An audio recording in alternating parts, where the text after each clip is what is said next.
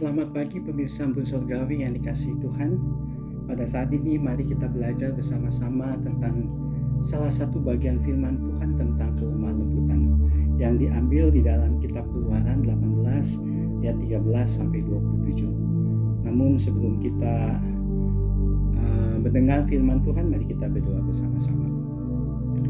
Tuhan, bantu kami untuk kami belajar firman Tuhan yang Tuhan ingin bicarakan bagi kami. Biarlah hati kami disiapkan, Roh Kudus-Mu dapat memberi pengertian bagi kami, untuk kami dapat mengerti, memahami akan firman-Mu. Terima kasih untuk kesempatan ini Tuhan. Dalam nama Tuhan Yesus saja kami berdoa. Amin.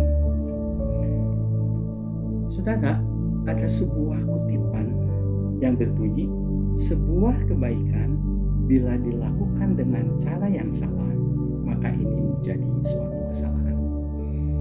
Contohnya, kalau kita makan makanan yang sehat itu baik, itu suatu kebaikan. Tetapi bila kita makan dengan cara yang salah, dengan waktu yang salah, sebelum kita tidur dan terus-menerus kita lakukan semua itu, maka itu merupakan satu kesalahan. Ketika kita berolahraga, nge-gym, itu baik. Tetapi bila kita melakukan dengan cara yang salah, maka itu menjadi kesalahan. Mungkin kita akan cedera. Oleh sebab itu di setiap gym selalu ada instruktur yang akan memberi petunjuk supaya kita melakukan cara yang benar. Ada satu contoh yang dapat kita ambil di dalam Alkitab, di dalam kitab Keluaran 18 ayat 13 sampai 27. Ketika Musa membawa bangsa Israel keluar dari Mesir dengan jumlah yang sangat banyak, kira-kira 2 juta orang banyaknya, saya bisa melihat betapa banyak kesulitan yang akan dihadapi oleh Musa. Ditambah pula dengan perselisihan yang terjadi di antara mereka. Sehingga Musa setiap hari mengadili mereka satu persatu dari pagi sampai petang. Di ayat 14, Yitro sebagai mertua Musa bertanya kepada Musa, apa yang engkau lakukan? Musa menjawab di ayat 16 bahwa ia memberitakan tentang ketetapan Allah, memberitakan juga keputusan-keputusan Allah apabila ada perkara-perkara di antara mereka. Saudara, ini suatu hal yang baik. Musa memberikan ketetapan dan keputusan Allah kepada mereka. Tetapi itu mengatakan di ayat 17 bahwa tidak baik seperti yang engkau lakukan itu. Engkau akan menjadi sangat lelah.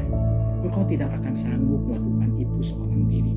Ini cara yang salah yang dilakukan oleh Musa. Lalu Yitro memberi nasihat supaya Musa mencari orang-orang yang cakap dan juga orang yang takut akan Allah untuk mewakili dia. Lalu ajarkan kepada mereka ketetapan-ketetapan Allah. Beritahukan pula kepada mereka jalan-jalan yang harus dijalani. Ini adalah cara yang benar yang dilakukan, yang diberitahukan oleh Yitro kepada Musa.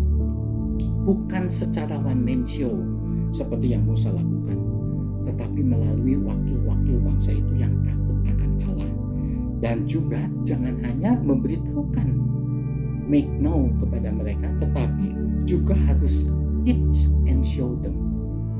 Ajarkan dan beritahukan kepada mereka jalan-jalan yang harus dijalani. Musa adalah pemimpin besar yang ditunjuk Allah. Namun dengan segala kerendahan hati, dengan segala kelembutannya, ia menerima nasihat daripada Yitro. Padahal Yitro itu bukan siapa-siapa. Yitro bukan pemimpin besar. Yitro itu juga bukan orang yang ditunjuk Allah. Dia hanyalah mertua daripada Musa. Inilah kelemah lembutan yang Musa perlihatkan di dalam hidupnya. Sampai Alkitab mengatakan di dalam Bilangan 12 ayat 3 bahwa Musa adalah orang yang sangat lembut hatinya, lebih dari siapapun yang ada di bumi ini. Yesus mengatakan di dalam Matius 5 ayat 5, berbahagialah orang yang lemah lembut, karena mereka akan memiliki bumi. Kata lemah lembut di dalam ucapan bahagia ini bukan berarti lemah lunglai, tetapi kata itu menunjukkan suatu kekuatan sekaligus kelembutan seseorang yang taat kepada Tuhan setelah melewati liku-liku kehidupannya. dan bersikap lembut terhadap sesama. Mengapa orang yang lemah lembut itu dikatakan bahagia? Karena mereka akan memiliki bumi. Apa maksudnya memiliki bumi?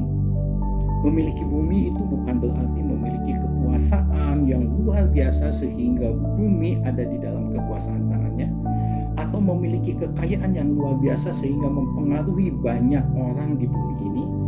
Tetapi memiliki bumi itu artinya memiliki kehidupan berkat surgawi selama di bumi ini. Saudara, karakter lemah lembut itu tidak diperoleh secara instan, tetapi melalui tempaan dan didikan Allah. Di masa mudanya, Musa sangat bertindak ceroboh, tidak sabaran, serta melakukan segala sesuatu itu menurut kehendak dirinya sendiri, sehingga ia pernah gegabah dengan membunuh seorang Mesir. Akibatnya, Tuhan menempa Musa sebelum memakai dirinya. Dia ditempa dalam pelarian di padang gurun selama 40 tahun. Setelah itu, baru Musa dipakai Tuhan. Musa dipakai Tuhan dengan karakter kelembutan hatinya untuk menghadapi bangsa Israel yang tegak tengkuk. Saudara, di dalam kehidupan kita sehari-hari, mungkin kita juga mengalami hal yang sama seperti Musa. Ketika kita melakukan sesuatu yang baik, namun dengan cara yang salah, lalu ada yang menegur kita. Apakah itu anak kita? Apakah itu anak didik kita? Apakah itu orang-orang yang dianggap jauh lebih junior daripada kita? Marilah kita belajar dari Musa untuk mempunyai kerendahan hati dan kelemah lembutan di dalam menerima teguran itu. Kenapa? Karena karakter lemah lembut itu adalah karakter yang dikehendaki Allah untuk dimiliki oleh setiap anak-anaknya. Amsal 15 ayat 4 mengatakan, lidah yang lembut adalah pohon kehidupan. Mari saudara, kita belajar bersama-sama untuk menjadi orang yang lembut hatinya, supaya kita bisa memiliki bumi yang bisa menikmati kehidupan berkat surgawi selama di bumi ini. Terpujilah nama Tuhan.